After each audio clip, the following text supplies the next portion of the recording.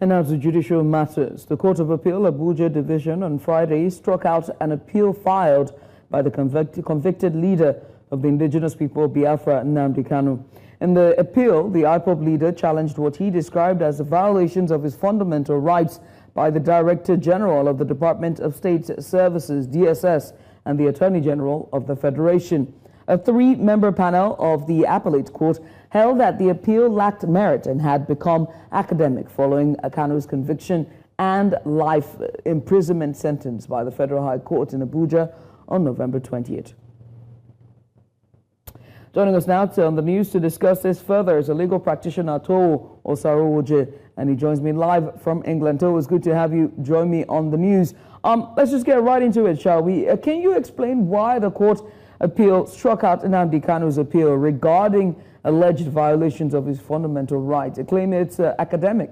Is it academic? Judy, can you hear me? Loud and clear. There you go. Go ahead. It's okay. If you look at the right Nnamdi Kanu was claiming for, if you look at it, looking at what Honorable Justice Taiwo delivered on 30th of July, either 30th of July or 3rd of July, you look at it from the perception of rights to human dignity, which is under Section 34 of the Constitution. You look about rights to better healthcare, which can be linked to rights to life under Section 33 of the Constitution. Then the last one is the freedom of thought, which is Section 39 of the Constitution. Then if according to the Court of Appeal, where can an issue become an academic exercise? It becomes an academic exercise by the pronouncement of the Supreme Court when the issue raised are basically theoretical and of no value when judgment is being delivered in favor, even in favor of the applicant. So now, I think my own view on this issue, let's get one thing clear. A defendant or a convict is entitled to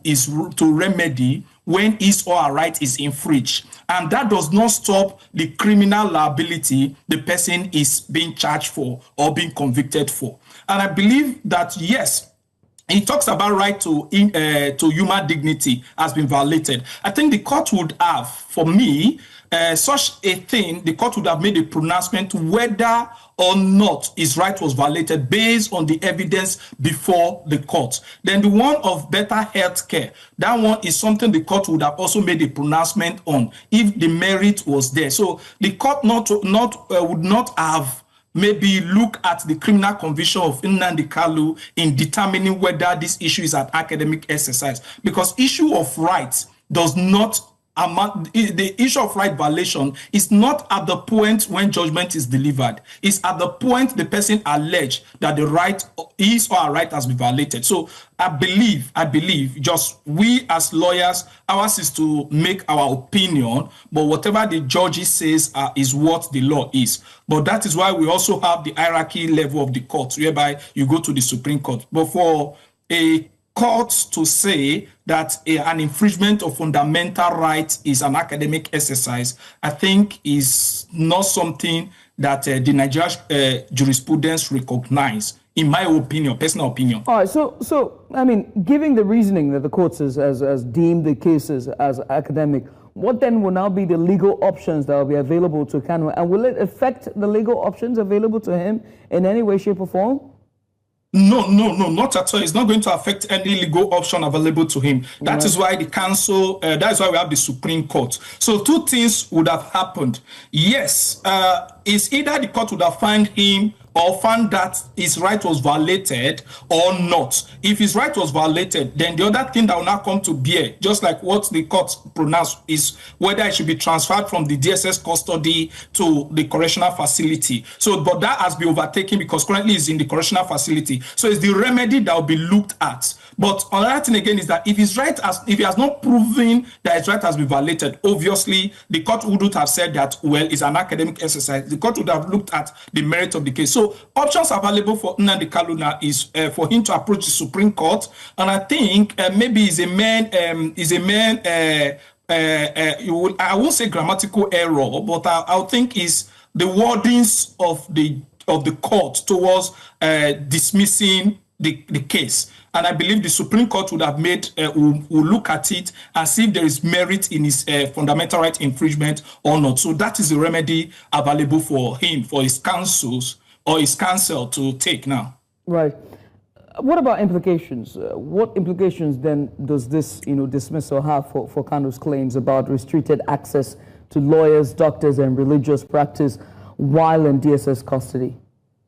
That is the implication now is that, because another thing again is that we should also look at what is before the court. What are the evidence before the court? We should not be overwhelmed by what is being reported at the media. So the implication now is the fact that because the court is saying it's an academic exercise, so the court, for me, in my own opinion, I think the court did not look at which is the appeal courts now. Because if you look at the judgment of Honorable Justice Taiwo of the Federal High Court, you see that he said that Nnamdi Kanu could not prove the infringement right of what he is claiming for. If he was treated inhumanly, if he was deprived of good health care, if he was deprived of freedom of thought, he could not prove that. Yes, that is why they approached the Supreme Court. So looking at the pronouncement, the Court of Appeal, looking at the pronouncement of the Court of Appeal, you discover that they didn't look at the merits of the case. They only look at the technicality of the fact and the impute of an idea of academic exercise. So the implication is that as it is now, Nnamdi's right is not violated based on this current pronouncement of the High Court and the Court of Appeal. So it all depends on what the Supreme Court, if they will approach the Supreme Court. But on the other level of it, it also make it more of, it gives the notion of a political intonation rather than policy and law play. Because if anybody gets to hear this kind of pronouncement coming out, the mindset of the average Nigerians will not be that, oh, justice is served. It will be, oh, it's being witch hunted, which is a quite different perspective. Then the other implication again is that it gives the judiciary ought to be an S-checker or a checker of the SSCs of the executive, which can be carried out through the law enforcement agency. So if such pronouncements are coming in this regard, you know what the law agencies will do. So they will say, okay, well, we can do this. At this point in time, we can rush the process and it will become an academic exercise. It's not a good one per se, right. Looking at the pronouncement and looking at the way the media is going about how the judgment or the reason behind the dismissal. Right. And how does the appellate court's decision interact with the Federal High Court's earlier ruling and also his current imprisonment at Sokoto Correctional Center? Yeah, that is my bone of contention. That's my bone of contention and my fear, because the fundamental right case has nothing to do with his conviction. These are two distinct issues here. We are talking about a criminal liability and we are talking about a civil wrong here. Just like I told you earlier on that, yes, a person can be convicted for murder, but also be entitled to remedy a human rights violation. And when a person's right is violated, does not automatically transmit to, oh, because my right was violated, the criminal action before me should be stopped. So for the court to have imputed that in one way or the other, though I understand the issue of inhuman treatment. Now the question would be, or I understand the issue of inhuman treatment. Most times when that issue comes up under criminal matter, it goes to the issue of his statement taking and every other process that that is presumed to have been done when he's in custody. It does not stop the court to pronounce yes or no, this thing has been avoided. So, but another thing we should look at is our policy guided is our judiciary. It should be a concern. Our policy guided. We're not talking about politics now, because where policy ought to strive and politics takes place, that is where anarchy is let loose. So we should be looking at our policy guided is our judiciary when it comes to issue of public interest issues like this. So for me, it's a very big one. And I think let's see what the Supreme Court is going to say. I'm not saying that his right was violated or not, or his right was not violated, but the reason behind the dismissal of the case is what is a concern for me as a lawyer. To, you are not just a lawyer, you're also my learned friend, but also you're a scholar as well who's teaching others, and you are quite informed and educated in this field. So I do have to ask you, when you look through the entire legal team as well as the entire process with Kanu and his defense or the prosecution side, were there any procedural or legal missteps that by Kanu's legal team that might have influenced the court's the Court of Appeal or even otherwise? Well, if you look at looking at the trial altogether, I think Nnamdi Kanu as a person made a fundamental error when he disengaged his lawyers. That is one. And if you also look at it, the court in its infinite wisdom gave him all the ample opportunity for him to enter his defense. And for you to say right or fair hearing is, because I believe it may be one of the ground, and I've heard some of his lawyers speak, particularly, if you see the senior advocates among them, they are a bit calm because they know the process and they know the procedures. So I think it's basically the media narrative aspect of how they manage the information they dish out. And another thing again is for the part of the prosecution, how they manage the information they dip out. I have no issue with the criminal process of Nnamdi Kanu's case. I have no issue as a matter of fact with that. But I also have issues, the procedural issues when it comes to his fundamental right case. That is where I have issues.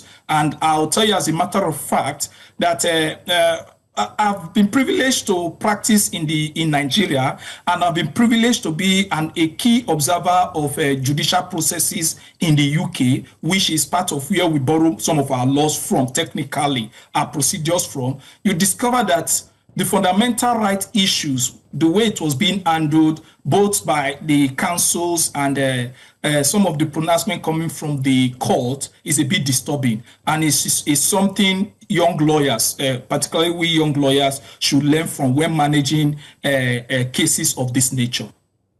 So I just said we young lawyers. I hope you were not referring to yourself. No, I am also. I am. So many thanks. We appreciate At least I'm a senior advocate, so that makes me a young lawyer. Look, so many thanks. We appreciate you for coming on.